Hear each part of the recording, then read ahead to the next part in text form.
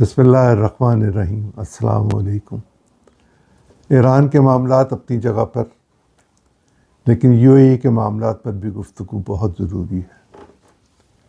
اور یو اے ای ایران کے بعد صورتحال کیا ہوگی؟ اور آج اس وقت جب میں یہ ریکارڈنگ شروع کر رہا ہوں، امریکی وزیر دفاع کانگریس کی کمیٹی کے سامنے پیسے مانگ کر یہ کہہ رہے ہیں کہ ایران کو ہم نے 2 مہینے میں وہاں پہنچا دیا جہاں کئی سالوں میں ویتنام نہ جا سکا، عراق نہ جا سکا، افغانستان نہ جا سکا۔ اس طرح کی گفتگو کر کے وہ پیسے مانگنا چاہتے ہیں تاکہ دنیا میں کہیں اور تباہی کا کوئی منظر پیش کر سکے۔ ابھی غزہ ہی کافی تھا تو ایران کر دیا، اب ایران کے بعد کیا ایران پر ہی دوبارہ آنا ہے یا کہیں اور جانا ہے؟ اللہ جانتا ہے۔ لیکن ایران اور امریکہ کے درمیان مذاکرات کا سلسلہ جاری ہے۔ کس نتیجے پہ پہنچیں گے یہ کہنا قبل از وقت ہے، لیکن اس میں پیش رفت ہو رہی ہے۔ میری اطلاعات کے مطابق میں نے پہلے ایک روز گزارش بھی کی تھی آپ سے کہ یہ اللہ کی شان ہے کہ وہ کیا کرتا ہے، اور اللہ تعالیٰ جو قرآن ہم پہ کیا رسول اللہ صلی اللہ علیہ وسلم پر نازل ہوا اور ہمیں اس کے مطابق عمل کرنے کے لیے حکم دیا گیا، تو اس میں ایک سورہ کوثر بھی ہے۔ یہ میرے پاس ایک میرے عزیز فوت ہو گئے ہوئے ہیں ممتاز، بہت اچھے آرٹسٹ تھے، ساتکین کے شاگرد تھے، انہوں نے کیلیگرافی کی تھی، تو میں نے آج جن کی یاد آئی تو یہ اپنے ساتھ رکھ دی، سورہ کوثر تحریر کی ہوئی، تاکہ ان کو بھی خراج عقیدت پیش کیا جا سکے۔ کیا خوبصورت انسان تھا، کیا محنتی شخص تھا۔ لاہور کے میوزیم کی چھت جو ساتکین نے بنائی تھی، اس کی ری ٹچنگ ممتاز نے کی تھی، اللہ اس کے درجات بلند کرے۔ میں نے یہ گزارش کی تھی کہ دبئی یا یو اے ای کے حالات کافی خراب ہو گئے ہیں اور وہ لٹ جائے گا، اجڑ جائے گا۔ انہوں نے کل فیصلہ کیا کہ وہ اوپیک سے اپنے آپ کو وڈرا کر لیں گے۔ اوپیک سے وڈرا ہونے کی وہ کافی دیر سے کوشش پہ تھے، اور وہ یہ ڈیمانڈ کر رہے تھے کہ ان کو تیل کی پروڈکشن کی زیادہ اجازت دی جائے، جو نہیں دی جا رہی تھی چونکہ ایک تنظیم کا فیصلہ تھا، اور اوپیک ہی یہ فیصلہ کرتی ہے۔ اوپیک ہے وہ تنظیم جو تیل پیدا کرنے والے یا تیل جو ہے ایکسپورٹ کرنے والے ملک ہیں پوری دنیا کو، وہی جو چند ممالک ایکسپورٹ کرتے ہیں، ان کی ایک تنظیم تھی، جس میں بعد میں کچھ اور لوگ بھی آئے۔ اس میں کس زمانے میں عراق، ایران، سعودی عرب وغیرہ بھی تھے، میں اس تفصیل میں نہیں جانا چاہتا، لیکن انہوں نے اوپیک کو کوئٹ کر دیا۔ اب اوپیک کیا کرے گی اور دبئی کیا کرے گا یا یو اے ای کیا کرے گا؟ یو اے ای یقیناً اس جنگ کے خاتمے پر اپنی پروڈکشن میں اضافہ کرے گا تاکہ اس کے وہ نقصانات جو اب تک کسی کو نظر نہیں آئے ان کو پورا کیا جا سکے۔ وہاں پیسہ کمانے کے جو ذرائع تھے ان میں سروسز تھیں، ان میں ٹورزم تھا، ان میں سپورٹس تھیں، اس طرح کی چیزیں تھیں، اور دنیا کا مال وہاں ہی جاتا تھا اور وہاں سے پھر آگے چلا جاتا تھا، اس لیے کہ سمندر وہاں گہرا ہے اور گہرے سمندر میں بڑے جہاز آتے ہیں۔ جب اب دنیا نے اس طرف سے اپنا رخ ہٹا لیا ہے اور ہم یہ جانتے ہیں کہ ہمارے پاس دنیا کی جو سب سے گہری سمندری جگہ ہے وہ گوادر ہے، جہاں دنیا کے بہت بڑے بڑے جہاز آ سکتے ہیں۔ اب میں یہ توقع کرتا ہوں کہ جس طرح کراچی کی قیمت پر یو اے ای کو ڈیولپ کیا گیا تھا اور کراچی کو ڈمپ کیا گیا تھا، اب یو اے ای اپنے ہاتھوں سے تو سب لٹا چکا ہے۔ لوگ بینکوں سے پیسے نکال کے لے گئے ہیں، لے جانا چاہتے ہیں، وہ امریکہ سے ڈالر مانگ رہے ہیں غیر اعلانیہ طور پر، اور یہ کہہ رہے ہیں کہ ہم نہیں مانگ رہے، جبکہ وہ مانگ رہے ہیں۔ وہاں 5 بڑے بڑے چیزیں جو تھیں وہ بند ہو گئی ہیں۔ ان میں آپ اگر غور کریں، ایفل ٹاور کے بعد دنیا میں سب سے زیادہ جس جگہ کی تصویر کھینچی گئی تھی وہ ڈانسنگ فاؤنٹینز تھے جو برج الخلیفہ کے پاس ہیں، ایک انسانوں کی بنائی ہوئی جھیل میں، اور جو شخص بھی وہاں جاتا تھا اس کو دیکھنے جاتا تھا، ٹورزم کے لیے ایک بڑی اٹریکشن تھی۔ گرم ملک میں ٹھنڈی جگہ، اور وہاں فوار آ رہی ہو، روشنی چل رہی ہو، فوارے ہوں، تو کون نہیں جائے گا۔ اسی طرح اور برج الخلیفہ بھی، اور غالباً دبئی مال بھی، اور کچھ اور ہوٹل، کچھ ایسی جگہیں جہاں کھیلوں کا معاملہ ہوتا تھا، وہ بند ہونے شروع ہو چکے ہوئے، بند ہو گئے۔ اگر ان کو عارضی طور پر بھی بند کیا گیا ہے تو کتنے لوگ بے روزگار ہوں گے؟ ان میں پاکستانی بھی ہوں گے، انڈینز بھی ہوں گے، بنگلہ دیشی بھی ہوں گے، ممکن ہے سری لنکا کے بھی لوگ ہوں۔ دنیا بھر کے لوگ وہاں جاتے ہی تھے نوکری کرنے کے لیے۔ ایک پیسفل ماحول کے لیے لوگ جاتے تھے، سرمایہ کار اس لیے جاتے تھے کہ وہاں پر ذاتی کمائی پر غالباً ٹیکس نہیں تھا، اور جب ذاتی کمائی پہ ٹیکس نہ ہو تو کون شخص یہ چاہے گا کہ اس کو ایسی سہولت مل جائے اور اس کے ٹیکس کے پیسے بچ جائے۔ کمپنیز پر ٹیکس لگنا شروع ہو چکا ہوا تھا، لیکن دبئی کا انحصار تیل پر نہیں تھا، باقی چیزوں پر تھا۔ انٹرنیشنل ٹرانسپورٹ بہت زیادہ تھی، فضائی سفر بہت بے شمار ہوتا تھا، ابو ظہبی سے الگ ہوتا تھا، دبئی سے الگ ہوتا تھا، اور باقی ان کے پاس جو پورٹ ہیں، پورٹ کے پر جو ہوٹلز ہیں، جو سی سائڈ کے ہوٹلز ہیں، جو ڈیزرٹ کی سفاری کرواتے تھے، یہ سب آہستہ آہستہ 30 سے 70% تک بند ہو چکا ہوا ہے۔ اس کا مطلب یہ ہے کہ وہاں بے روزگاری بڑھے گی، اور اس بے روزگاری کے نتیجے میں بہت سارے ممالک کے لوگ واپسی کا سفر کریں گے۔ جس ملک کے بھی لوگ ہوں گے ان کے لیے مشکل صورتحال ہوگی۔ لیکن کیا دبئی اپنا دفاع خود کر سکے گا؟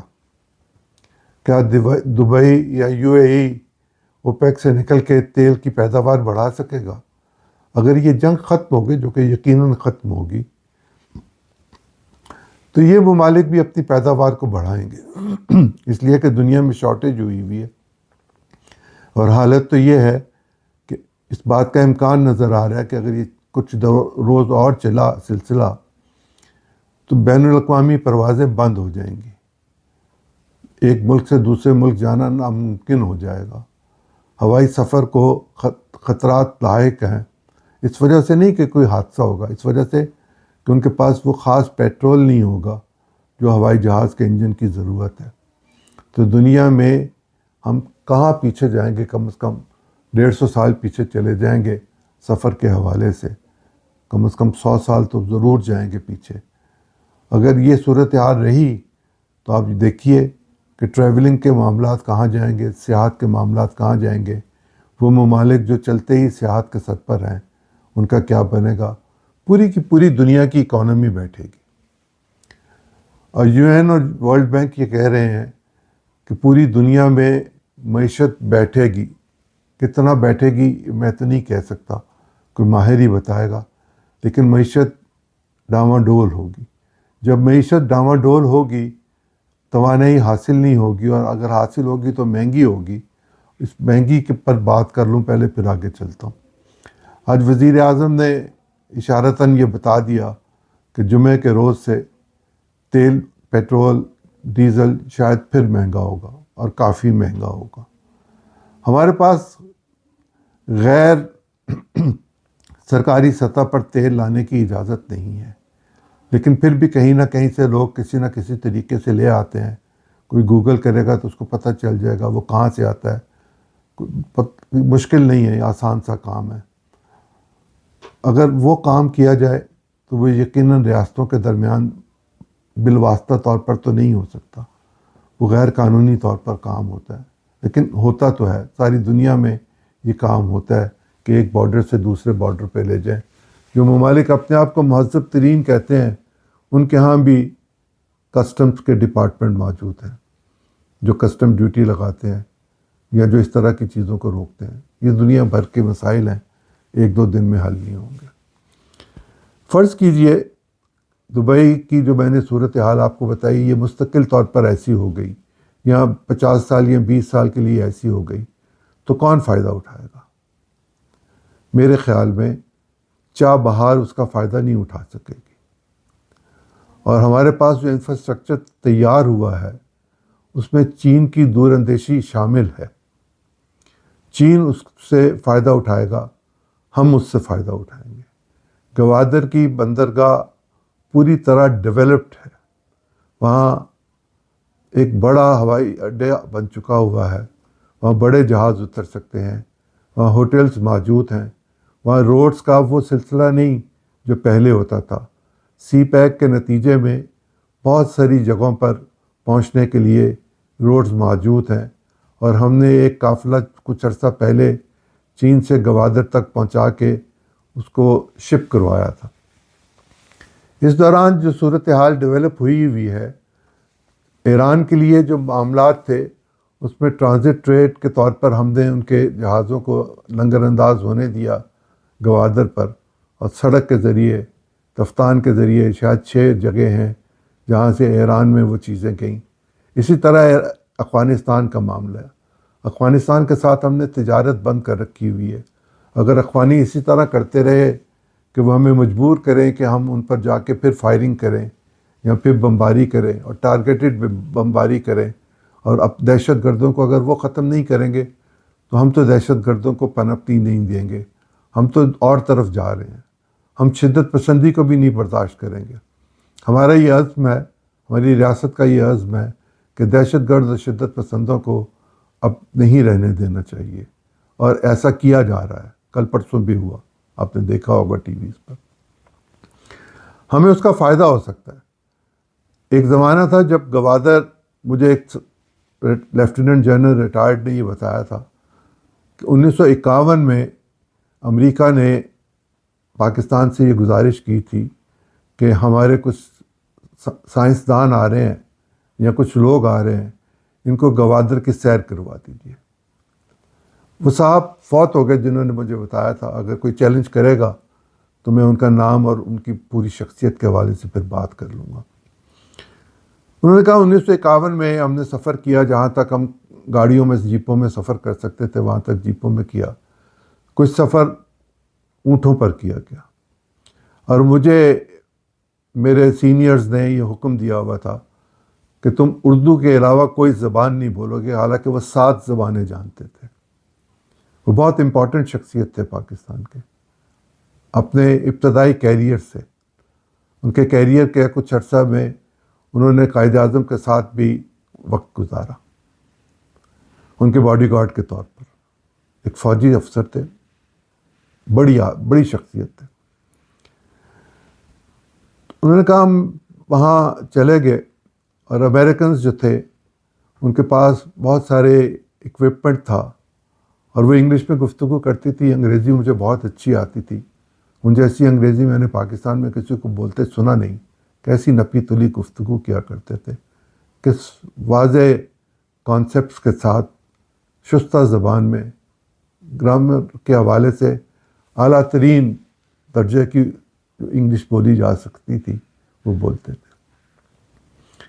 انہوں نے کہا میں نے ان ساری چیزوں کو آبزرو کیا، اور جب میں واپس آیا تو میں نے آ کے اپنی رپورٹ لکھی کہ اس لوگوں میں جو امریکی تھے، کچھ جیولوجسٹ تھے، ان کے پاس دوربینیں تھیں اور وہ مٹی کے سیمپل وامپلس لے رہے تھے. نقشے ان کے پاس تھے. وہ کہاں سے آئے تھے مجھے نہیں پتا، اور انہوں نے مجھے نہیں بتایا کہ ان کے پاس نقشے کہاں سے آئے تھے. انہوں نے کہا، میں نے جب ان سے پوچھا تو انہوں نے کہا مجھے نہیں پتا وہ نقشے کہاں سے لے کے آئے تھے. گوادر کے نقشے ان کے پاس تھے. گوادر اس وقت ہم نے عمان کو دے دیا ہوا تھا توفتاً. بعد میں سرفروز خان نون کے دور میں جب وہ وزیر اعظم بنے تو انہوں نے اس کو واپس لیا تھا، خریدا تھا عمان کو پیسے دے کے.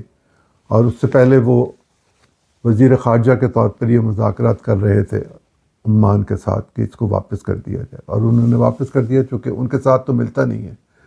عمان میں وہاں کے بلوچی جو لوگ ہیں گوادر سے تعلق رکھنے والے، ان کو صرف شہریت دی جاتی ہے، شاید کسی اور کو نہیں دی جاتی.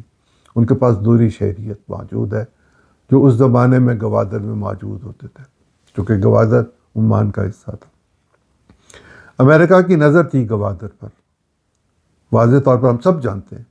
ہمیں جو انگریز سرکار سمجھا کے گئی تھی ہماری حکومتوں کو، یا ہمارے ان افراد کو جو اس وقت ذمہ دار تھے کہ دیکھیں روس آپ کو ہڑپ کر جائے گا، روس کو گرم پانیوں کی ضرورت ہے، چونکہ روس کی تجارت ہو ہی نہیں سکتی، روس جس علاقے میں ہے وہاں سمندروں میں برف جم جاتی ہے، ٹرانسپورٹ نہیں ہو سکتی، تو وہ افغانستان کے راستے آپ کے پاس آئے گا۔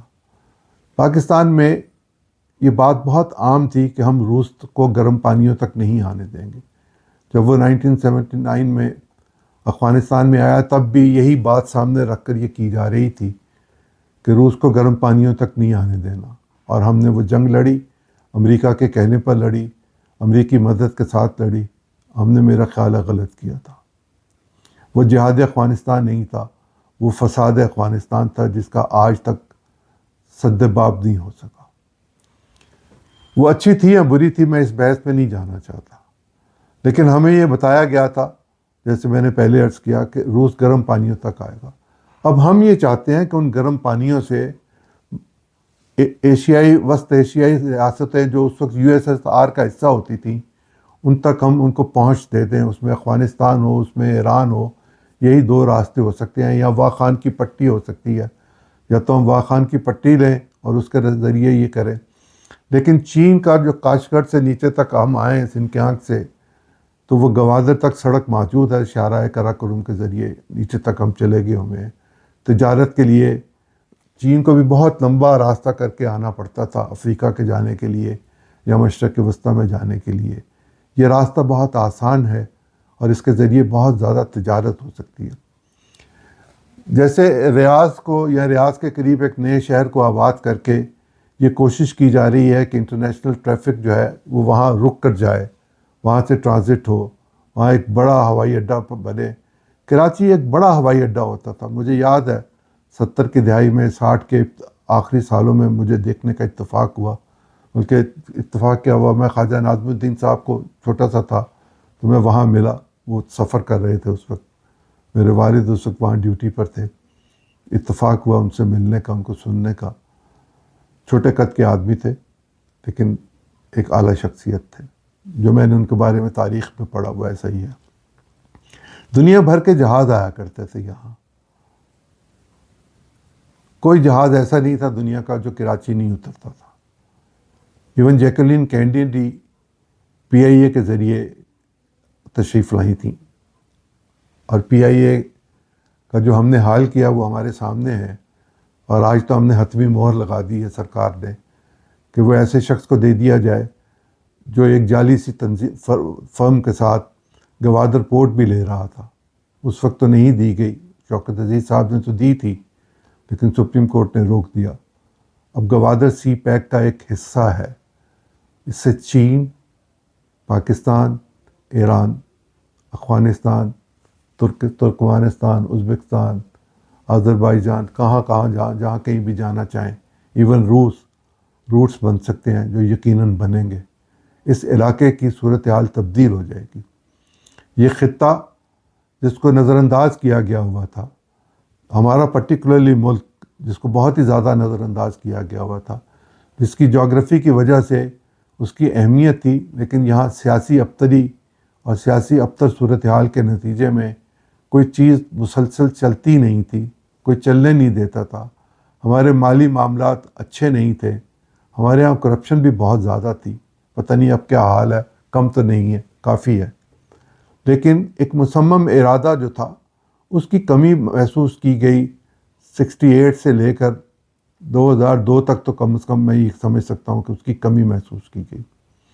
جو لوگ مختلف چیزوں کا کریڈٹ لیتے ہیں وہ کریڈٹ کے حقدار نہیں ہیں، لیکن اس بحث میں بھی نہیں جانا، چھوڑیں اس کو، اور بات کرتے ہیں۔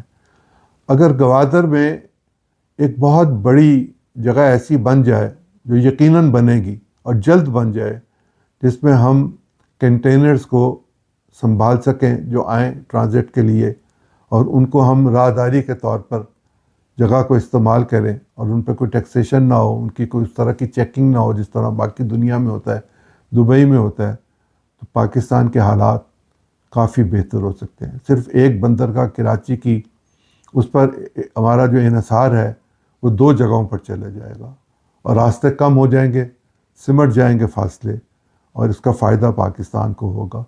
پاکستان کے اندر اتنی کیپیسٹی ہے کہ نہیں ہے، اس پر میں انشاءاللہ کل آپ سے گفتگو کروں گا. آج کے لیے اتنا ہی. اللہ آپ کا اور میرا حامی اور ناصر ہو.